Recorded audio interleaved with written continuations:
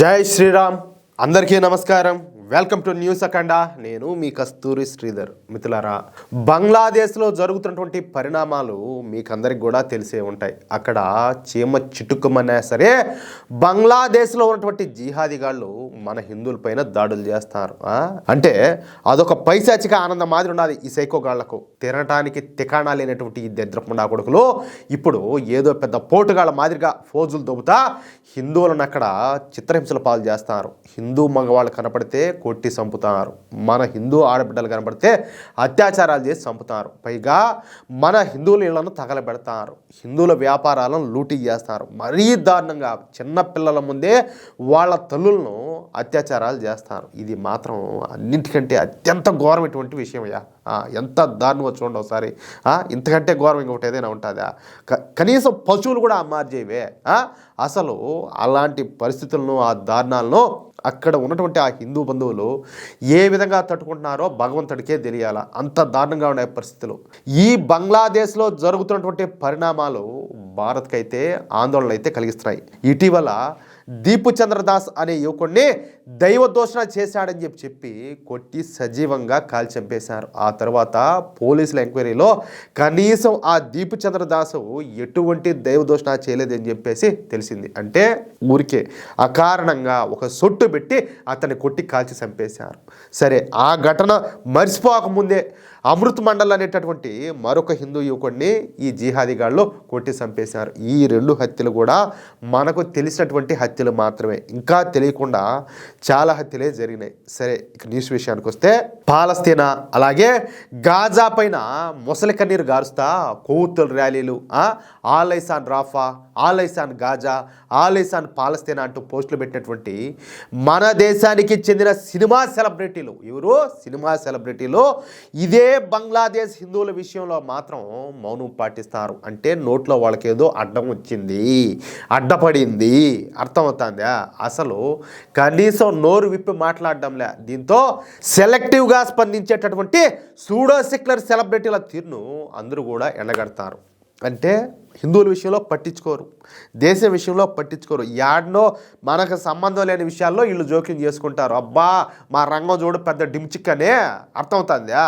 మనకు సంబంధం లేదు, మనకు అది మన దేశానికి సంబంధం లేదు, మన ధర్మానికి సంబంధం లేదు, మన సంబంధమే లేని విషయాల్లో వీళ్ళు ఏదో పెద్ద నెత్తిని పెట్టుకొని ఊరేగుతూ ఉంటారు. ఇలా బతుకులు చేయడం ముందు మీది మీరు గడుక్కుంటే పక్కన వాళ్ళదంతా మళ్ళీ గడుక్కోవచ్చు. సిగ్గుండాలని ఏం పుట్టకలు పుడతారో నీ అటు లంగా జాతి అంతా ఈ దేశంలో పుట్టే ఈ దేశం ఈ మారి గాలబడిపోతుంది, సర్వనాశనం అయిపోతుంది.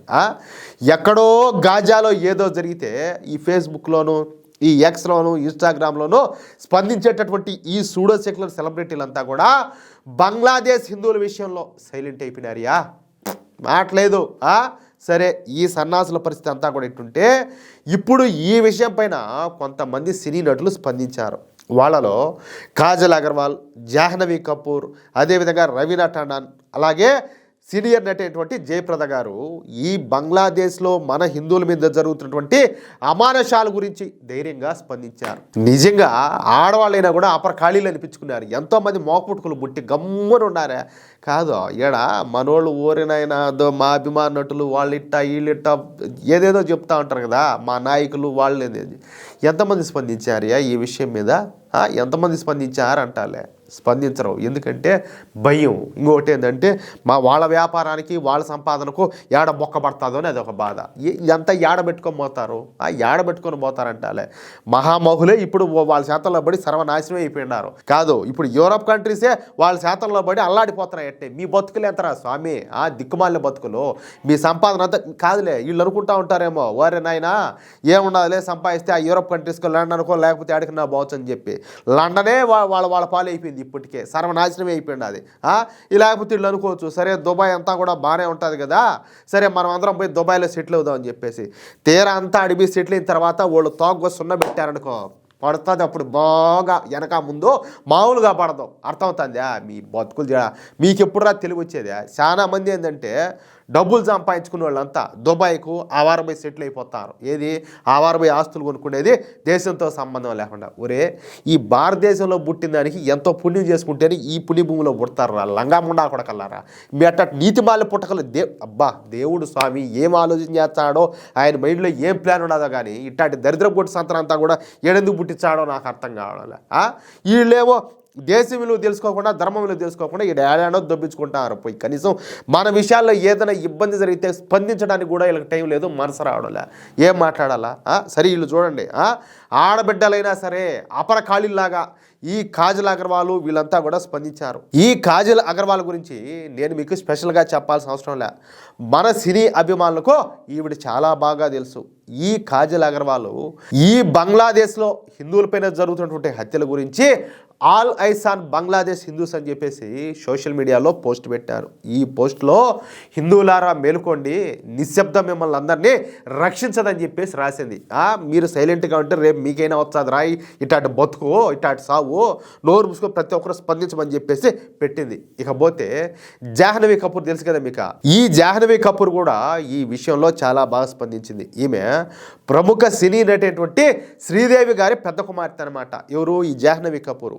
బంగ్లాదేశ్లో పరిస్థితుల గురించి ఆవిడ స్పందిస్తా, బంగ్లాదేశ్లో జరుగుతూ ఉండేదంతా కూడా అనాగరికం, ఇదంతా కూడా ఒక హత్యాకాండ, దీపు చంద్రదాస్ది అమానవీయ బహిరంగ హత్యాకాండ, దాని గురించి మీకు తెలియకపోతే దాని గురించి చదవండి, వీడియోలు చూడండి, ఖచ్చితంగా ఏంటి దారుణం అని చెప్పేసి ప్రశ్నించండి అని చెప్పేసి ఆవిడ చాలా బాగా మాట్లాడింది. ఇవన్నీ చూసిన తర్వాత కూడా మీకు కోపం రాకపోతే అది మన సమాజాన్ని మెల్లగా నాశనం చేసేటటువంటి అత్యంత ప్రమాదకరమైన నిర్లక్ష్యమే అని చెప్పేసి ఎంత గొప్పగా మాట్లాడిందో, ఎంత గొప్పగా చెప్పిందో. అంతే కదా, ఇప్పుడు మన ధర్మం విషయంలో మన హిందువుల విషయంలో స్పందించకపోతే రేపు నీ కొంప దాకా నీ దాకా వస్తే రేపు ఎవడు స్పందిస్తాడు అంటాలే. అంతే కదా ఆవిడ అడిగింది, చాలా బాగా అడిగింది.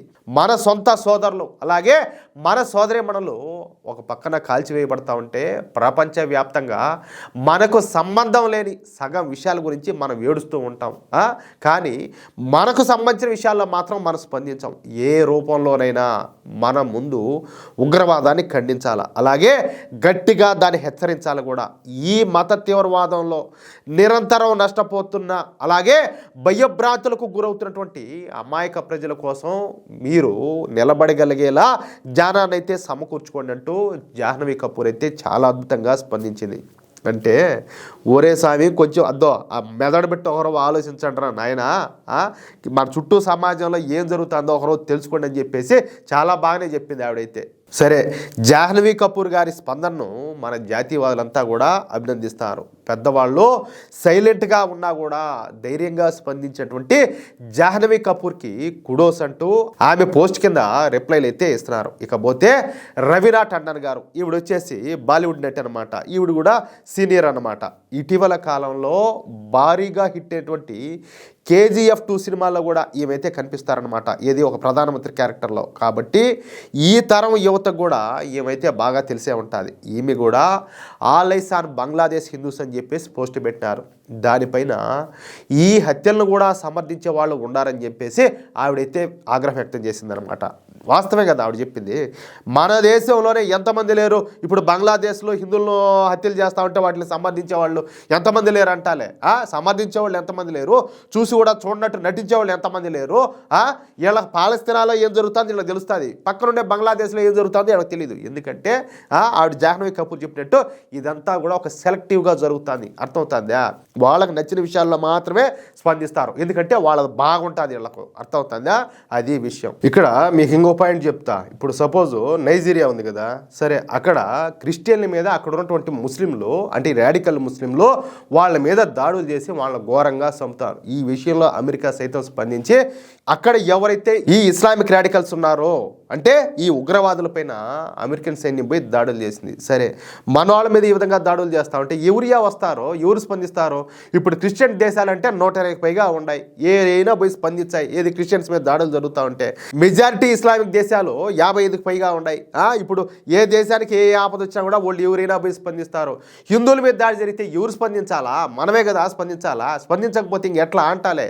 ఇకపోతే ఈ బంగ్లాదేశ్లో పరిస్థితుల గురించి ప్రముఖ సీనియర్ నటి సెలబ్రిటీ అయినటువంటి జయప్రద గారు మాట్లాడుతా బంగ్లాదేశ్ జిహాదీలో మన హిందూ అయినటువంటి దీపు చంద్రదాస్ను చంపిన క్రూరత్వం తన హృదయాన్ని రక్తసిక్తం చేసిందని చెప్పేసి ఆవిడైతే విచారం వ్యక్తం చేసింది. దీపు చంద్రదాస్ అనే అమాయకపు హిందూ యువకుడిని మూకదాడి చేసి చంపినారు. అందుకు బంగ్లాదేశ్ మతోన్మాదులు సిగ్గుపడాలా. వాళ్ళకెందుకు ఉంటుంది సిగ్గు? వాళ్ళంతా కూడా సైకో ముండా కొడుకులు, మత పిచ్చి ముండా కొడుకులు. వాళ్ళకి ఎందుకు ఉంటుందమ్మా వాళ్ళకి సిగ్గు? ఇంకా ఆవిడ మాట్లాడడం, ఇదేనా కొత్త బంగ్లాదేశ్ అంటే? ఇది సాధారణమైనటువంటి హింస కాదు, ఇది ఒక మూకదాడి. ఇది సనాతన ధర్మం పైన చేసినటువంటి దాడి. మన దేవాలయాల్లో బంగ్లాదేశ్లో కూల్చేస్తున్నారు. మన హిందూ మహిళలపైన దాడులు జరుగుతున్నాయి, అత్యాచారాలు జరుగుతున్నాయి. ఇక మనం ఈ విధంగా ఎంతకాలం మౌనంగా చూస్తా కూర్చోంటామని చెప్పేసి ఆవిడ చాలా బాగా ప్రశ్నించింది.